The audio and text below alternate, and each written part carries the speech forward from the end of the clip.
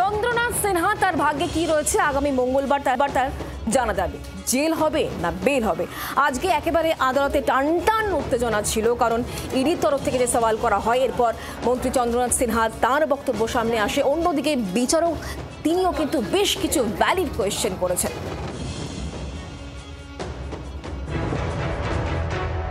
পুজোর আগে রাজ্যের কারামন্ত্রীর ভাগ্যে কি আছে? প্রাথমিক নিয়োগ দুর্নীতি মামলায় এই মুহূর্তে এটাই সবচেয়ে বড় প্রশ্ন। শনিবার দীর্ঘ শুনানির শেষে রায়দান স্থগিত রাখেন বিচারক। চন্দ্রনাথ নিয়ে রায়দান মঙ্গলবার। তখনই জানা যাবে যে কারামন্ত্রী চন্দ্রনাথ সিনহা জামিন পাচ্ছেন না গ্রেফতার হচ্ছেন।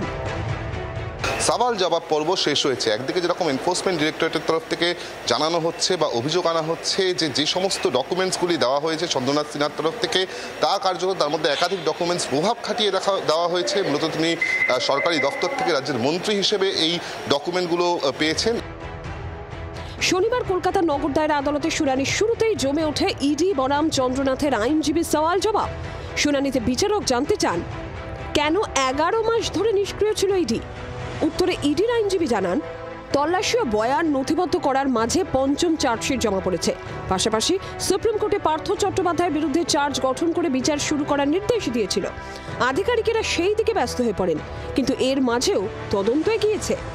কারামন্ত্রী চন্দ্রনাথ সিনহার আয়ের উৎস নিয়েও আদালতে প্রশ্ন তোলে ইডি। তাদের আইনজীবী বলেন, 2024-এ চন্দ্রনাথের বাড়ি থেকে 41 লক্ষ টাকা উদ্ধার হয়।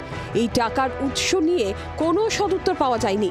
উনি বলছেন চাষবাস ও ব্যবসা আছে, অথচ স্ত্রী বলছেন তিনি কিছুই জানেন না।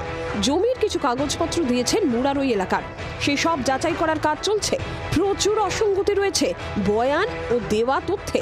ওনাকে হেফাজতে নিয়ে জিজ্ঞাসাবাদের প্রয়োজন আছে।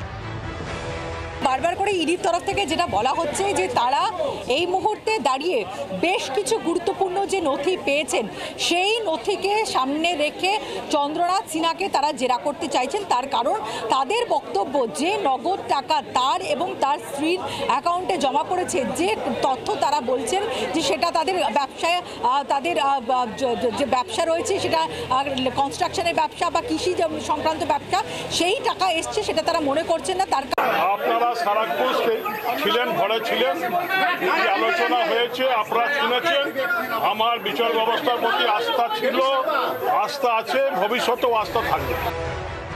চন্দ্রনাথ সিনহার আইনজীবী অবশ্য ইডি হেফাজতের আবেদনের বিরোধিতা করেন। তিনি বলেন, পরবর্তী তদন্তের জন্য অন্য যে কোনো শর্ত দেওয়া হোক। আদালত বললে চন্দ্রনাথ ইডির কাছে তদন্তের স্বার্থে যাবেন বলেও জানান আইনজীবী। চন্দ্রনাথকে বারবার জিজ্ঞাসাবাদের জন্য ডাকা হলেও তিনি যে অনুপস্থিত থেকেছেন সেই তথ্য এদিন বিচারকের সামনে ফের একবার তুলে ধরেন ইডির আইনজীবী। সবকিছু শোনার পর শুনানি শেষে রায়দান স্থগিত রাখেন বিচারক। জানান, মঙ্গলবার রায় ঘোষণা হবে। ক্যামেরায় তরুণ ও দেবাশিসের সঙ্গে বিক্রম ও পিয়ালির রিপোর্ট, জি 24 ঘন্টা। বাংলার আওয়াজ, বাঙালির আবেগ, জি 24 ঘন্টা।